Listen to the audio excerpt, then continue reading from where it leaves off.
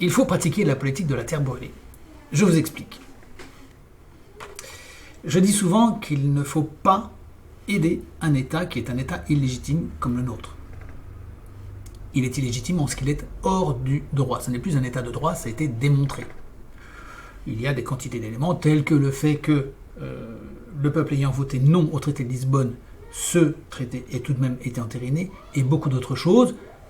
L'interdiction du droit d'expression de certains médias, les violences policières, etc. Je ne vais pas vous refaire la liste, vous avez des nouvelles tous les jours sur ce qui démontre que l'État n'est plus un État de droit. Dès lors, ça change du tout au tout.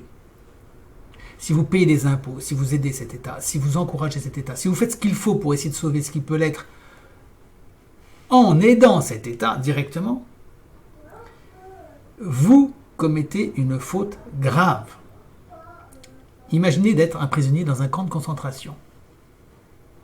Si vous entretenez les barbelés, si vous assurez la collecte des maigres revenus des prisonniers pour l'entretien du camp, vous comprenez qu'il y a un problème. Vous collaborez activement avec les maîtres des lieux. Vous comprenez ? Dès lors que vous passez d'un État légitime à un État illégitime, tout s'inverse. Vous avez le devoir de ne plus encourager les efforts qui permettent à cet État de perdurer. Vous devez stopper l'agonie. Faire en sorte que le camp de concentration soit démantelé, ne dispose plus des moyens de son activité principale, qui est l'internement des gens et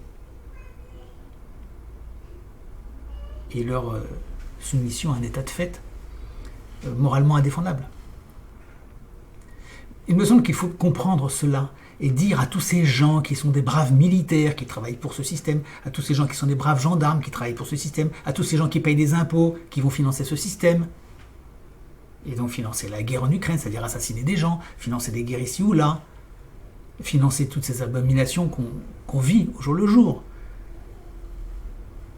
Vous payez pour les barrières dans Paris, par exemple, au moment des JO. Vous payez pour cet état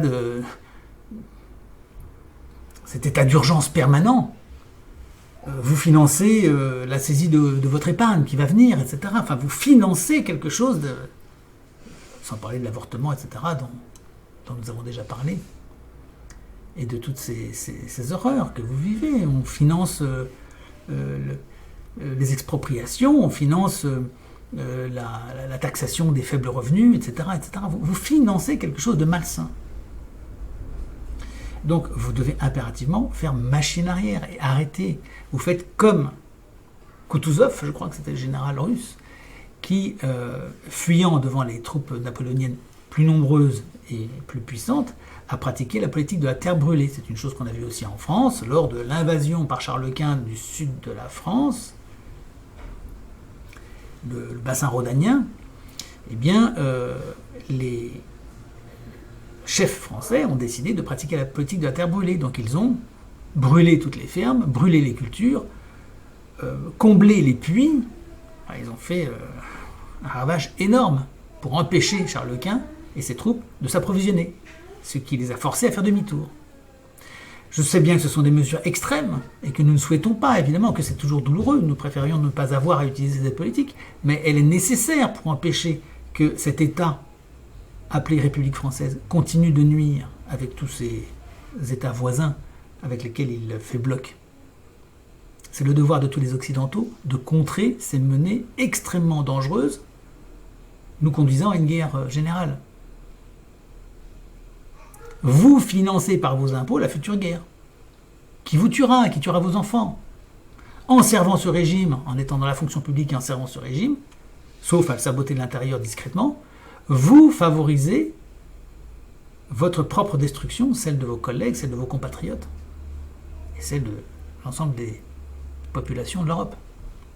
Il faut donc pratiquer la politique de la terre brûlée, partout, en tout point, quand on est moral et quand on s'en tient au droit, et c'est ce que disent les textes fondamentaux d'ailleurs, sans qu'ils soient pour nous une référence absolue. Nous ne sommes pas des affidés de l'ONU, mais l'ONU soi-même dit qu'il faut en finir avec les régimes totalitaires, qu'on a un droit de rébellion dans certains cas précis, c'est le moment de faire valoir ses droits.